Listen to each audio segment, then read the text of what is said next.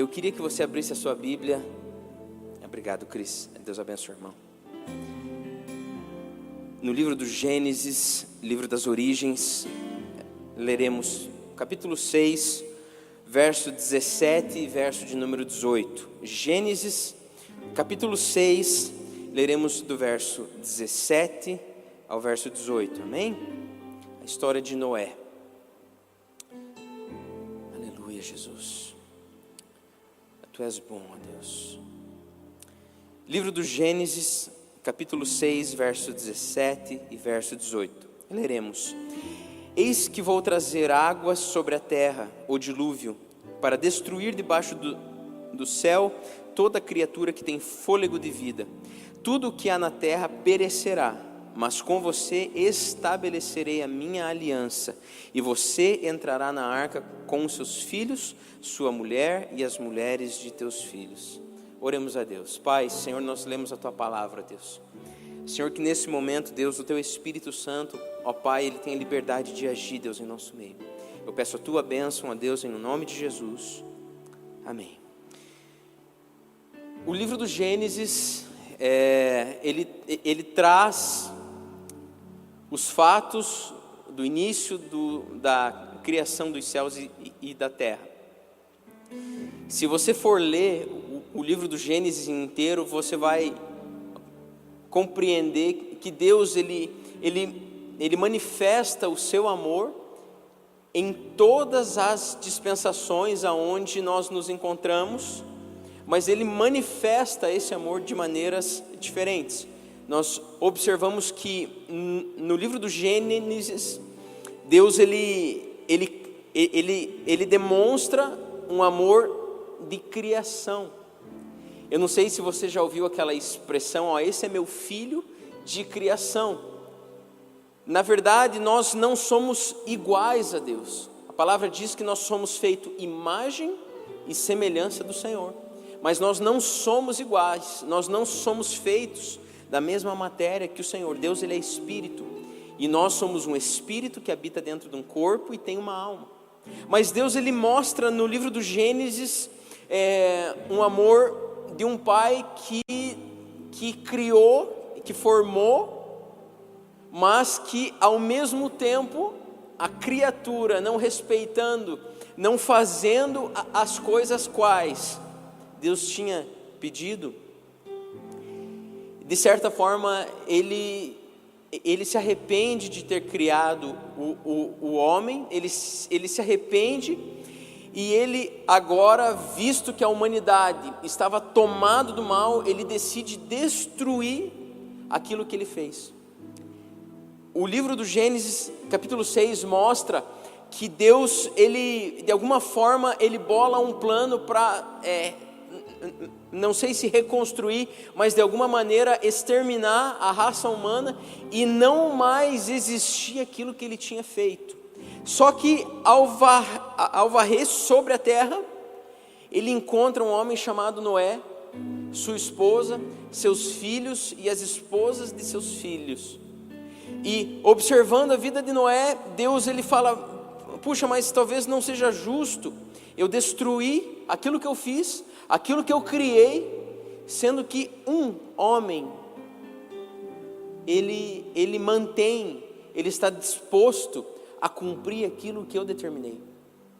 E Deus assim, ele chama Noé, ele estabelece um grande projeto e fala: olha Noé, eu vou destruir a terra e vou reconstruí-la, a fim de que você venha habitar e gerar novos filhos e filhas, a fim de repovoar a terra. E Deus então, ele manda chuva num tempo de seca. Deus, ele é um Deus do sobrenatural, que sempre age dentro daquilo que nós não esperamos. Deus, ele sempre tem uma forma de agir fora da normalidade do homem. A fé, que é a certeza daquilo que não vemos, daquilo que não tocamos, ela se manifesta de acordo com as coisas que nós não esperamos. E Deus agora, ele chega num tempo de sequidão, aonde não chovia por muito tempo sobre a terra, e ele chama a Noé e fala: Noé, vai chover. Eu não sei você, mas é muito diferente uma promessa cumprida de uma simples promessa. Quando a gente passa por determinados momentos na nossa vida e nós, de alguma maneira nós os vencemos, nós nos sentimos felizes e gratos a Deus, pois nós passamos com louvor. Mas até nós passarmos uma determinada prova, uma luta, nós somos expostos ao teste da fé. Imagine você, esse homem chamado Noé, vivendo num tempo de um povo completamente, um povo ruim, um povo depravado, um povo inclinado às coisas que não eram de Deus, ter que viver sobre uma promessa de que iria chover em uma terra seca. Noé crê, mas todos aqueles que cercavam a Noé decidem não crer. Acham que Deus de alguma maneira não falou, acham que de alguma maneira Noé estava louco, estava insano, mas Deus confia um projeto sobre Noé de que ele deveria de construir um barco, pois viria chuva e varreria as coisas sobre a face da terra. E o primeiro ponto que eu gostaria de falar para você nessa noite é que Deus não tem problema nenhum em recomeçar. Puxa, mas Deus sendo Deus, talvez Ele não precisava reescrever a nossa história. Ele talvez poderia apagar todas as coisas, talvez Ele poderia,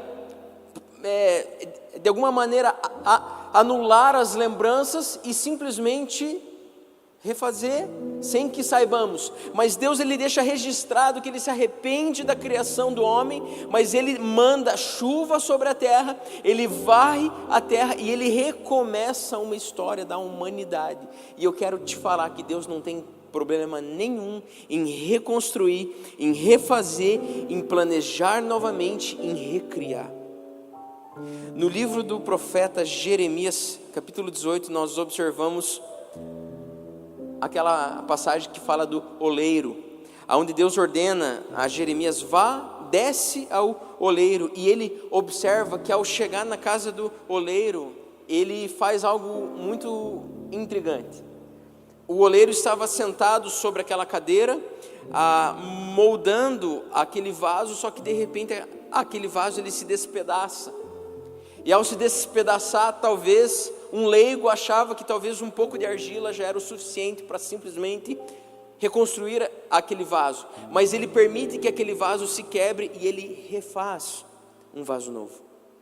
E quando Deus ele decide chamar a Noé, ele não apenas chama Noé para refazer a sua história, mas ele está recriando um projeto antigo de Deus, que era ter uma criação, era estabelecer uma criatura com quem ele pudesse se relacionar, com quem ele pudesse ser adorado e ser reconhecido como Deus. Deus não tem jeitinho, Deus não tem atalho, Deus ele é o Deus criador. Deus não é o Deus reformador, mas Ele é aquele que cria todas as coisas. Eu não sei se você sabe, mas nós habitamos em um mundo extremamente complexo. A terra, mesmo estudada, mesmo explorada, eu acredito que ainda, talvez nós achamos que saibamos tudo, mas a ciência de Deus ela é muito diferente da nossa.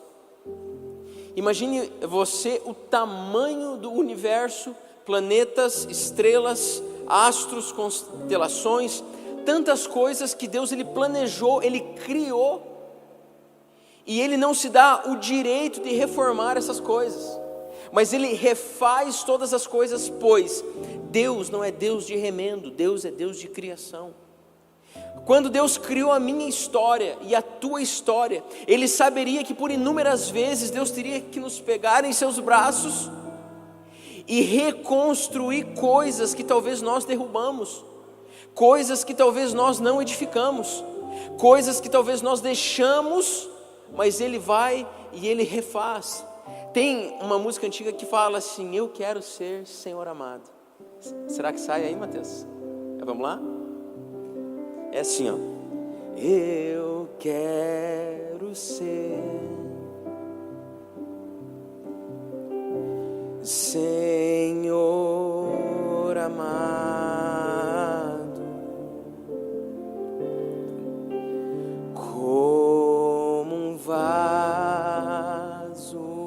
nas mãos do oleiro, quebra minha vida e faça de novo. Eu quero ser. E por aí vai. Existem tantas coisas na nossa vida que nós temos o hábito de querer remendar. Os nossos relacionamentos, os nossos sentimentos, o apego, talvez a muitas coisas que a gente tem dificuldade de deixar quebrar, achando que talvez a gente tenha que passar uma cola. Mas irmãos, para as coisas espirituais, nós temos que reconstruir. Talvez um casamento que um dia foi derrubado devido a uma traição, talvez derrubado devido a uma briga, talvez derrubado devido a um tempo de desgaste. Não há sentimento que possa reparar aquilo que um dia foi quebrado. Mas o nosso Deus, Ele estabelece uma relação de reconstrução, uma relação de refazer. O nosso Deus, Ele não copia, Ele não reedifica, mas Ele constrói novamente. Então nessa noite, eu quero te falar algo na sua vida. Se algo hoje quebrou dentro de você, permita que Deus tenha o tato de reconstruir. A história de Noé mostra um Deus que não estava preocupado em transformar um povo, mas Ele estava preocupado em construir, em criar um novo tempo sobre a história da humanidade. Deus estabelece apenas alguns princípios.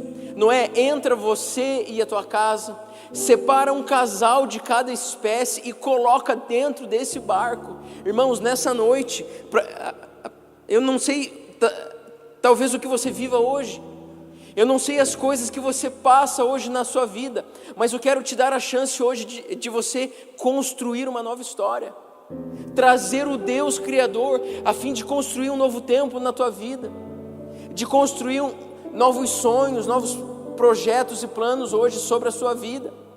A história de Noé não é uma história de matança, mas é uma história de que nós podemos recomeçar.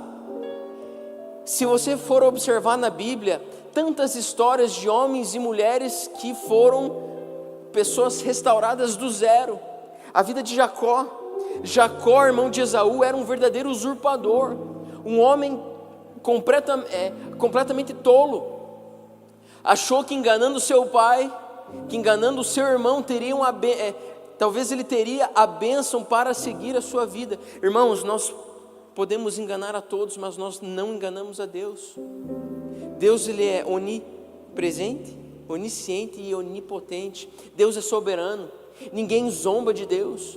Jacó achava que simplesmente ia transcorrer a sua vida de uma maneira perfeita, de uma maneira sublime, só que Jacó encontra na sua vida alguns entraves, a fim de que ele venha a ser refeito, reconstruído.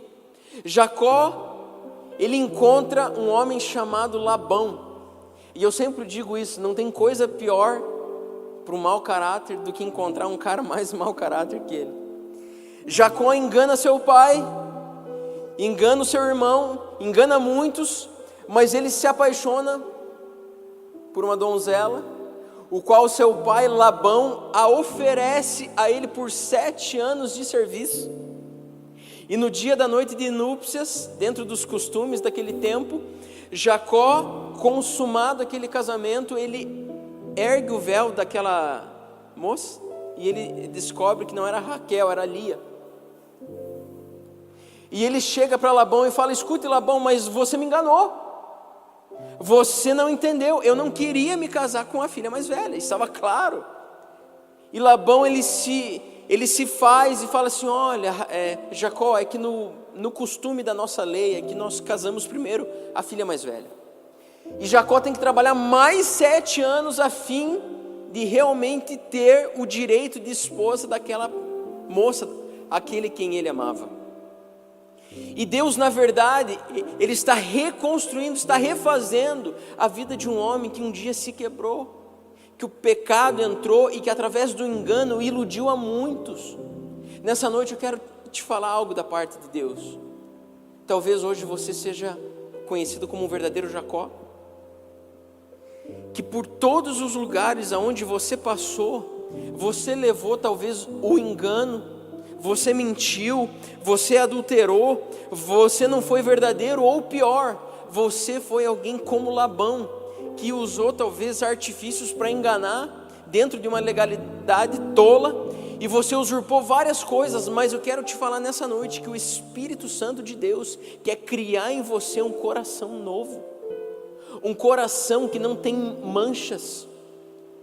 O Espírito Santo de Deus, Ele quer adornar na sua vida uma roupa branca como a neve. O apóstolo Paulo fala assim: procura-te apresentar como obreiro aprovado, do qual não tem vergonha. Nessa noite, eu queria te convidar a você abrir o teu entendimento, a fim de entender de que Deus, Ele quer recriar coisas em você que talvez um dia você derrubou. Deus, Ele promove um concerto com Jacó e o leva a um lugar chamado o Val do Jaboque, o qual ele passa ali o seu rebanho. Ele está indo encontrar com o seu irmão mais velho, Esaú, o qual ele chega lá e ele sabe que um dia ele vai ter que se deparar com ele. Irmãos, o nosso pecado, se um dia não tratado, ele nos alcança. Talvez hoje você olhe para você e fale: puxa, mas faz tanto tempo, ninguém sabe aquilo que eu fiz. Mas eu quero te falar que se Deus não te reconstruiu ainda, se Deus não refez algo em você, talvez um dia você tenha que dar conta diante dele e dos homens. Jacó passa as suas esposas, dos seus filhos, do seu rebanho, e ele passa a noite do outro lado do rio, e naquela noite Deus manda um varão a fim de reconstruir Jacó. E Deus, através ali de uma luta, de um recomeço, de uma guerra, Deus muda a identidade de Jacó e o transforma em Israel. Israel quer dizer reconstrução. Israel quer dizer um novo tempo, um novo pacto, uma nova aliança. Mas o que isso tem a ver com a história de Noé? Tem tudo a ver, pois ao final daquela história, Deus estabelece um novo tempo na nossa história, na humanidade, na criação de Deus. Talvez por muito tempo, Deus, Ele sonhou em nos fazer, e nós frustramos as expectativas do Senhor. Irmãos, eu e você, por vários motivos, muitas vezes nós frustramos as coisas que Deus tem a nós. Talvez os sonhos, os prazeres que Deus quer confiar a nós talvez frustramos coisas que Deus tem destinado a nós. Deus, Ele nos estabelece uma relação de vida plena. Vida plena não quer dizer vida fácil, não quer dizer vida tranquila. Vida plena não quer dizer uma vida regada de luxos, mas quer dizer uma vida feliz. Uma vida o qual nós vemos a manifestação do poder de Deus. Uma vida qual nós enxergamos o agir de Deus. Eu sempre digo que às vezes nós nos tornamos filhos ingratos, que na nossa história nós não identificamos coisas que Deus fez, e nós vivemos como aquele filho de Lucas capítulo 15, que um dia em vida ele chama seu pai e fala assim: ó pai, mesmo que o Senhor não tenha morrido, eu quero a minha herança, eu quero que o Senhor delegue aquilo que é meu, pois eu não me importo contigo, se o Senhor está vivo ou morto, eu quero simplesmente viver da maneira que eu acho, através daquilo que o Senhor criou para mim. E ele simplesmente sai da sua casa, ele vive a sua vida, e ao quebrar a sua cara, ele retorna, e glória a Deus, pois ele retorna e ele encontra o seu pai de braços abertos. Mas irmãos, muitas vezes nós vivemos uma vida o qual nós somos abastados, nós somos felizes, nós somos completos, mas nós não encontramos o favor de Deus em nós, e não é pois Ele não faz, mas é nós que não encontramos. Eu tenho certeza que você que me ouve hoje, está dentro de um teto, tem uma conexão de Wi-Fi para a gente se comunicar, e Deus assim o quis. Deus quis que a palavra dele chegasse hoje dentro da sua casa, dentro do seu lar, dentro da sua vida, a fim de recriar coisas em você que só Deus sabe. Um outro ponto que nós identificamos na vida de Noé é que Deus ele não exterminou todos, pois eles encontraram misericórdia diante do Senhor. Irmãos, a Bíblia mostra nessa história e na história da vida de um homem chamado Ló. Ló residia num lugar chamado Sodoma e Gomorra, uma região onde era uma do lado da outra, e era uma cidade, eram duas cidades, regiões tomadas pelo pecado. Nessa mesma história nós observamos que Deus ele não tolera determinadas coisas. O nosso Deus ele nos ama, ele nos aceita, ele nos transforma, ele nos muda. Mas existem coisas nas nossas vidas que ele não tolera, ele não aceita. Existem coisas em nós que Deus ele abomina. Deus ele nos ampara, ele nos ama, ele nos torna mais que vencedores, mas ai daquele que despreza o Espírito Santo de Deus, ai daquele que peca contra o Espírito Santo de Deus, ai daquele que rejeita o agir do Senhor sobre a sua vida, aquele que endurece o seu coração. Deus ele é longânimo, ele perdoa tantas coisas, mas a blasfêmia, aquela postura de que não, eu não vou dar liberdade para Deus agir dessa forma, eu não vou permitir Deus agir nessa área da minha vida, eu não vou aceitar o agir de Deus, eu vou endurecer o meu espírito, a minha alma, o meu coração, eu não vou aceitar. Irmão, abra o teu coração nessa noite para Deus agir. Se você tem áreas hoje na tua vida que você ainda não confiou as mãos do Senhor, eu quero te convidar a você nessa noite abrir a fim de que Ele venha agir. Deus vai nos levar por completo e não pela metade. Deus não vai simplesmente nos levar a fim daquilo que nós fizemos ou a fim daquilo que nós não fizemos. Deus vai nos tomar por inteiro e nos transformará de glória em glória. Nós receberemos um corpo glorificado, nós não nos lembraremos mais da dor, mas o conjunto sobe completo. Deus não pagou o preço somente pelas coisas boas, mas Deus fez o arremate total. É como se Deus comprasse aquilo que Ele não vê.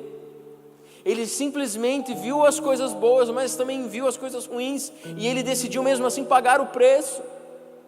Então se nessa noite hoje existe algo em você que talvez tenha tomado a tua vida, eu quero te convidar a você dizer: Deus, entra e faz morada. Deus ele olha para Ló, situado num povo completamente ímpio. Deus manda 2 anjos, um anjo naquele lugar a fim de avisar a Ló: Ló, eu vou destruir essa terra com fogo, então vaza daí, vai embora. Ló, sai daí, pois eu vou destruir esse povo com fogo, eu vou mandar fogo do céu, pois esse povo é um povo escarnecedor, é um povo tomado pelo pecado, e eu não tolero isso, não tem mais o que fazer. E esse povo era tão ruim, que eles queriam tomar esse varão que Deus enviou e ter relação com ele, entregá-lo aos homens maus, a fim de que eles viessem se prostituir com ele. E aquele varão chega lá e ele fala: Ló, saia, vá embora. Ló encontrou aos olhos do Senhor misericórdia. Noé encontrou aos olhos do Senhor misericórdia.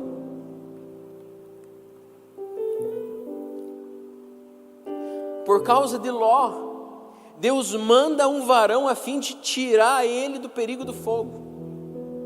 Através da vida de Noé, Deus não destrói a terra. Eu quero te perguntar algo nessa noite. Será que você tem encontrado a misericórdia do Senhor sobre a sua vida? Será que você e eu temos encontrado graça diante dos olhos do Senhor? Será que nós temos sido alguém que Deus tem olhado para nós e tem dito: olha, esse é meu filho amado, aquele o qual eu tenho orgulho, aquele o qual eu tenho prazer em estar perto com ele. Esse é o meu filho, o qual eu tenho olhado e tenho tido prazer e tenho movido a minha mão sobre a sua vida. Será que nós temos sido alguém o qual talvez pararia céus e terra, pois nós somos homens o qual os olhos do Senhor estão sobre as nossas vidas? Será que eu e você hoje nós temos encontrado o favor de Deus em nosso favor? Eu não sei se você sabe, mas esse tempo que nós temos vivido tem revelado muitas coisas em nosso meio, né? Nós temos observado pessoas que se demonstravam tão tranquilas e serenas, agora devido a uma causa de confinamento, têm se tornado agressivas, têm se tornado violentas, já estão cansadas, já decidiram não se relacionar mais com Deus, talvez jogaram tudo para cima e falaram: olha, eu não aguento mais, eu cansei, eu estou cansado disso tudo. Talvez agora, nunca houve um tempo o qual as pessoas se revelaram tanto dentro das suas casas, mostrando a criatura que habita dentro de nós. E eu vou te falar algo, eu ouvi hoje essa tarde, nós temos que parar de dar voz às coisas que habitam dentro de nós. A natureza que está em nós, ela tem que ser anulada pelo poder do Espírito. A palavra de Deus diz que nós somos movidos por fé. Fé é sobrenatural. Nós temos que ser movidos pelo sobrenatural de Deus e não pelo razão e não pelo racional. As coisas racionais, elas perdem o valor. Quer um exemplo disso? Um carro, uma casa, uma bicicleta, um bem, ele perde o seu valor. Mas as coisas que são movidas pelo sobrenatural, elas são eternas. Nunca houve um tempo onde o homem foi convidado a viver tanto pelo sobrenatural. Irmãos, se nós olharmos um bocado de anos atrás, nós observamos a história de grandes homens que fizeram a diferença em um tempo de escassez. Um deles se chamava Martinho Lutero, que numa época muito perseguido, pois ele contestava determinadas coisas, ele crava 99 teses sobre a porta de uma grande igreja e fala assim: ó, o evangelho da transformação é esse. O evangelho que nos liberta é esse. E o homem, ele passa a ser perseguido, ele passa a ser caluniado e querem a sua cabeça. Na Bíblia nós observamos um homem chamado João o Batista, aquele que carregava consigo palavras duras, palavras de peso, os quais confrontavam o povo ao arrependimento. E a Bíblia fala que de homem nascido de mulher nenhum foi maior do que João. Eu quero te falar algo nessa noite. Os homens que vivem por fé, os homens que vivem pelo sobrenatural de Deus, são homens grandes, são homens grandiosos.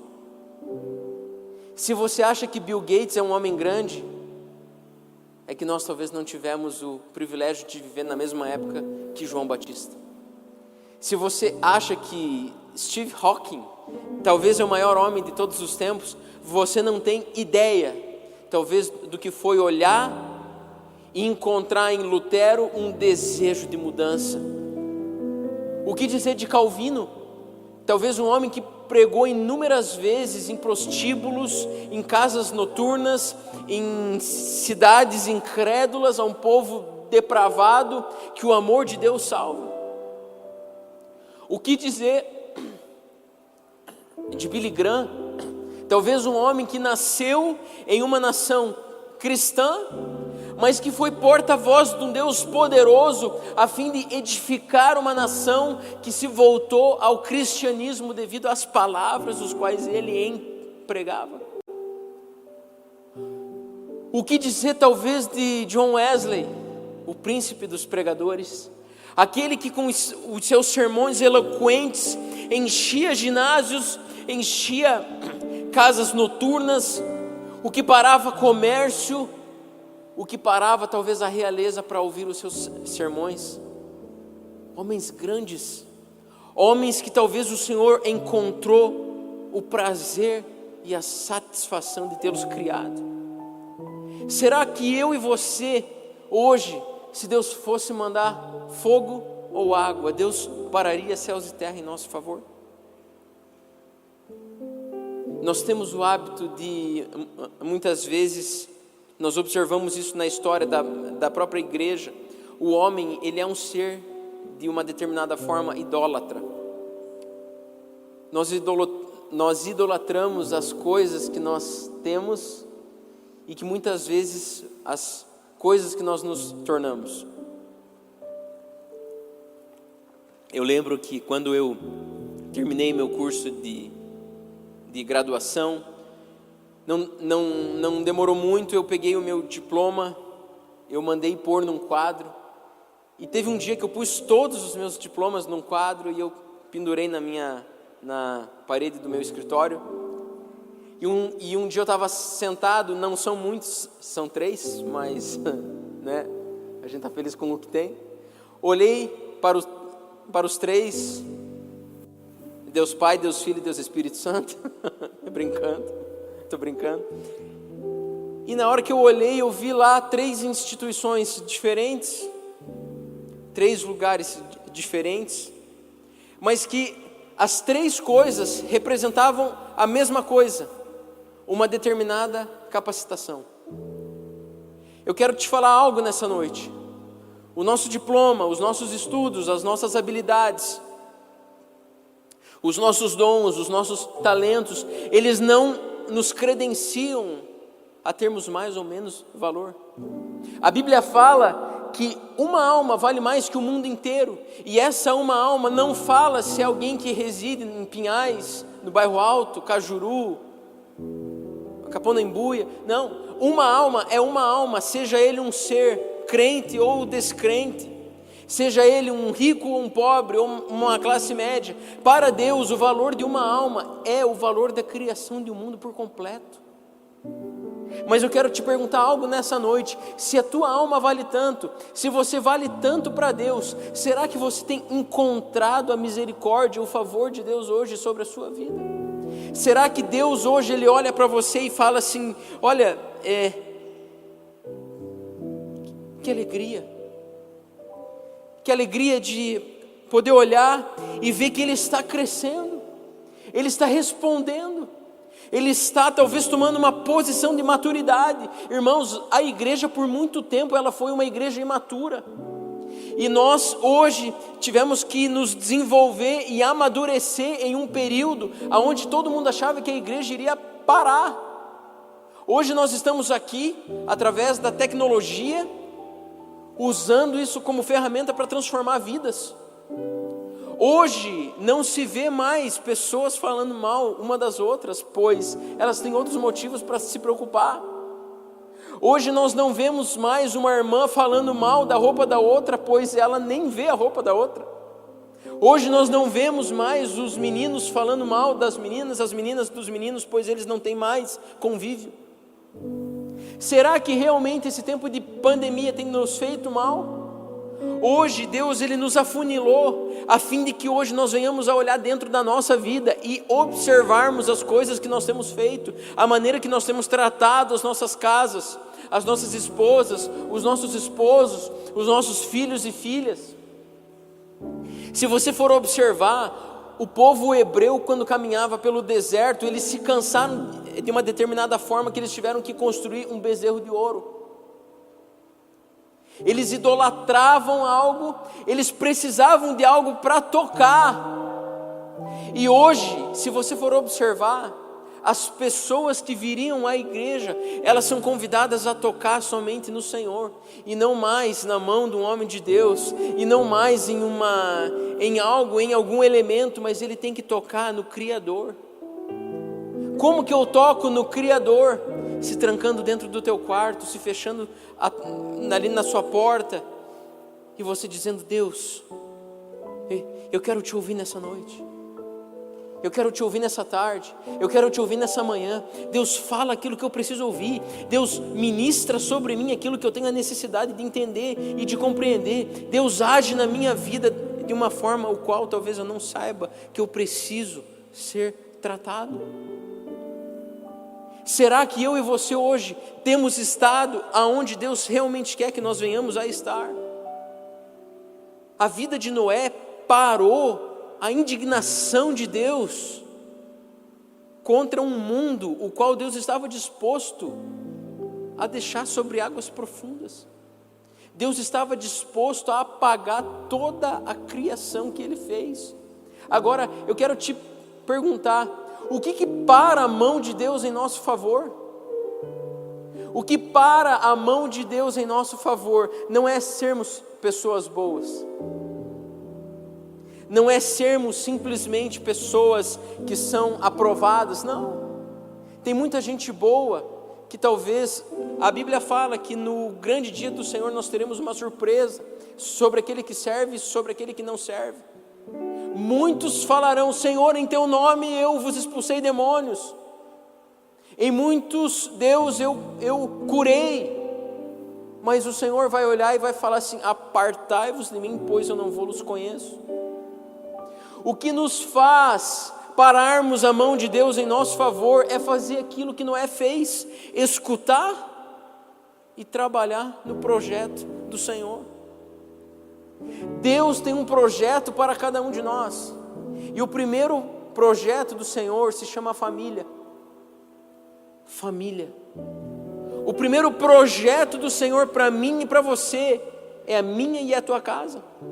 Se eu não pastorear a minha casa, se eu volte e meia não reunir a minha esposa, a minha filha, e falar do amor do Senhor, e corrigir algumas coisas, e ser corrigido por elas, eu não tenho parte com o Senhor.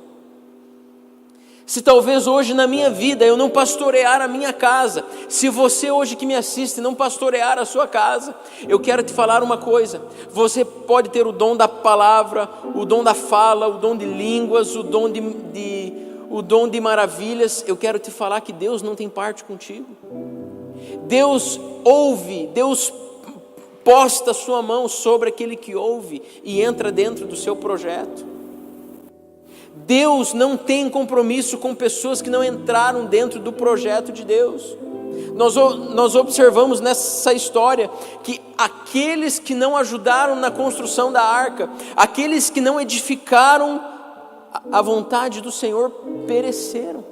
Irmãos, parece clichê isso, mas Deus tem falado isso todo culto que nós estamos aqui, nós temos ouvido isso da parte do Senhor. O lugar para nós estarmos é no centro da vontade de Deus. Que tipo de evangelho que nós ouvimos hoje? O evangelho das boas novas, ele saiu de moda.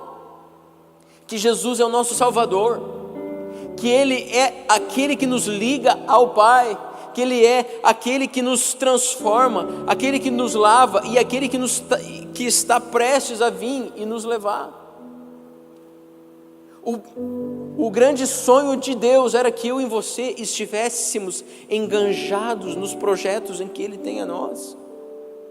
Mas eu quero te perguntar mais uma vez: será que no decorrer da sua vida, eu e você temos encontrado o favor de Deus a nós? Será que Deus tem olhado assim como olhou a Jó? Nós observamos que no capítulo 42 do livro de Jó, Jó pega e fala: Deus, antes eu te conhecia de ouvir falar, mas agora, Deus, eu te conheço face a face. Eu experimentei o Senhor, eu sei quem Tu és, eu sei o que o Senhor pode fazer, eu sei as grandes coisas que o Senhor tem feito. Deus, eu conheço Você, pois eu não ouvi falar, mas eu sei o que o Senhor faz. Irmãos, nós estamos hoje vivendo em uma geração, vivíamos em uma geração, o qual nós éramos dependentes das coisas. Nós éramos dependentes das coisas. Olhe você para Noé mais uma vez.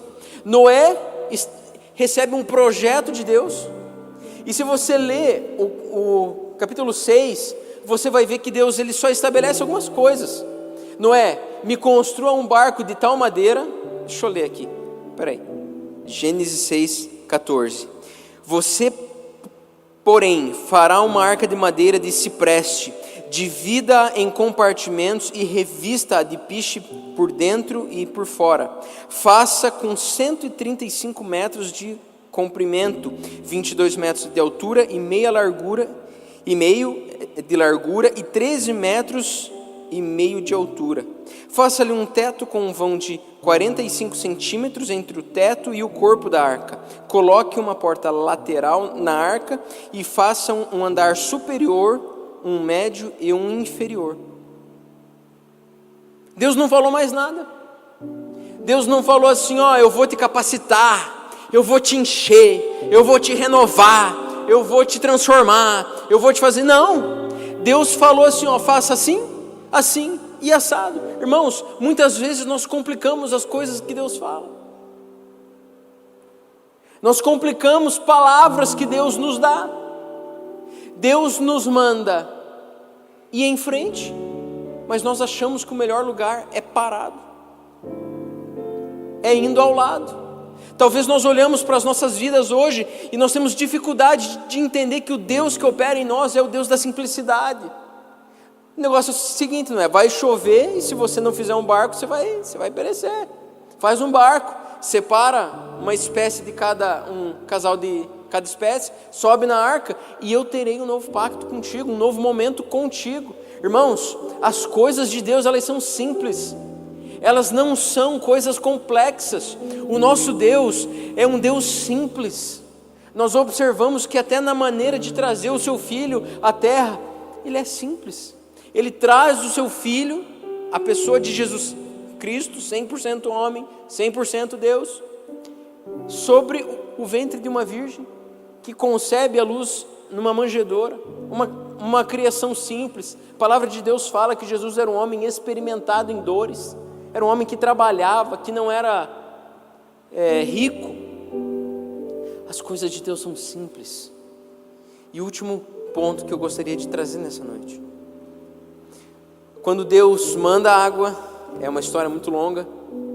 Deus manda chuva, Deus cobre a planície da terra de água. Noé e sua casa entram dentro daquele grande barco, junto com espécies de animais, e por 40 dias e 40 noites eles ficam naquele lugar, uma chuva intensa, só que num determinado tempo Deus estabelece uma pausa. E Noé, direcionado por Deus, pega alguns pombos, um pombo, corvo, e ele manda para fora do barco na expectativa de que ele ia voltar com alguma coisa a fim de encontrar a terra seca. E por inúmeras vezes eu imagino que Noé se frustrou, pois ele só via água. Ele só via água, ele só via água, ele só via água, ele só via água. E pasme vocês, isso é um paralelo com os nossos dias de hoje. A palavra que mais tem se ouvido hoje é coronavírus, Covid-19. A palavra que mais se ouve hoje é pandemia, é crise, é desemprego. A palavra que mais se ouve hoje é o quê? É morte, é leito, é tristeza, é contágio, é remédio, é cloroquina. Se é que vocês me entendem. As palavras que a gente mais ouve hoje são palavras que eram o mesmo cenário daquilo que Noé via. Noé só via água. E por inúmeras vezes ele lançou um corvo, ele lançou uma pomba, na expectativa de que talvez ele iria trazer um ramo. E por muitas vezes, todas as vezes, senão a última, o corvo, o pombo voltaram segurando nada. Você sabe o que isso quer dizer? Que talvez esse tempo ele se estenda, talvez esse tempo não passe por agora, Talvez nós ainda sejamos provados por coisas piores, mas eu quero te falar algo. Depois de um certo tempo, Noé, na expectativa de que um dia ele ia soltar uma pomba, e talvez ela não retornaria, ou retornaria com as suas garras vazias. De repente ele observa um pássaro vindo e carregando alguma coisa. A pomba é a representação do Espírito Santo de Deus. Olha que coisa intrigante nessa noite. A resposta para um tempo de crise, para mim e para você, é o Espírito Santo de Deus.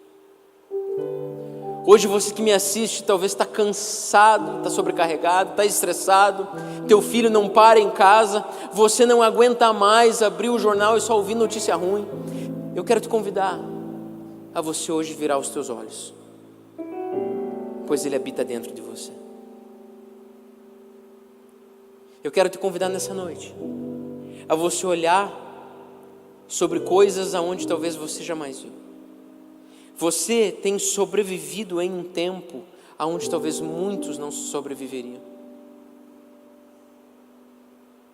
Talvez hoje você olhe para a tua casa e você esteja enfrentando lutas. Irmão, olha para Noé, 40 dias trancado num barco vendo chuva. Aqui em Curitiba, quando chove 10 dias, a gente já está reclamando.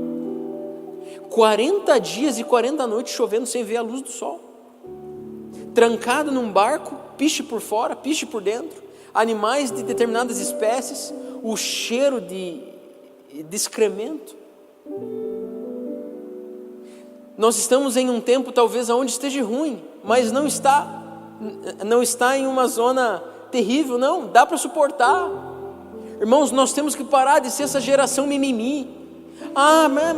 Mas não sei o quê, porque agora a escola dos meus filhos, e agora não sei o que, lógico, temos que se preocupar com o trabalho, sim, isso é natural, nós temos que administrar as nossas coisas. A Bíblia fala, no mundo tereis aflições, mas sempre que a Bíblia fala de aflição, existe uma vírgula que fala, tenha de bom ânimo, eu venci o mundo na pessoa de Jesus. Eu venci o mundo, eu venci todas as coisas. E talvez nessa noite, hoje, você esteja vivendo dentro de uma arca, dentro de um grande barco, aonde você só vê chuva. Você hoje, pai de família que perdeu o seu emprego, eu quero te falar que o Espírito Santo habita dentro de você. É você que é mãe, que não aguenta mais limpar a casa, que está cansada, está fadigada, que você não aguenta olhar para a tua casa. Eu quero te falar que o Espírito Santo habita dentro de você e Ele é perito em te renovar. A volta daquela pomba representa a volta da vida, irmãos. A volta da vida não é o coronavírus indo embora, não. A volta da vida é quando o homem olha para dentro de si e ele descobre que há um Deus habitando dentro dele, a fim de transformar a sua realidade, a fim de caminhar com Ele, a fim de fazer dele uma nova morada, uma nova moradia do Espírito Santo de Deus. A volta da pomba é a representação de um novo ciclo, de uma nova aliança e de um novo pacto com o Senhor. Irmãos, a igreja precisa ser igreja. A igreja não é a estrutura, mas a igreja é eu e você. E como igreja, nós somos morada do Altíssimo. A palavra de Deus fala, Salmo 91, aquele que habita no esconderijo do Altíssimo, a sombra do Onipotente descansará. A minha palavra hoje para você é que você descanse no Senhor, é que você viva sobre um novo tempo, uma nova aliança, um novo pacto, é que você convide o Espírito Santo de Deus para habitar dentro da sua casa, dentro da sua vida, é que você encontre sobre os olhos do Senhor misericórdia, e que você deixe Deus reconstruir coisas hoje na tua vida que um dia foram quebradas.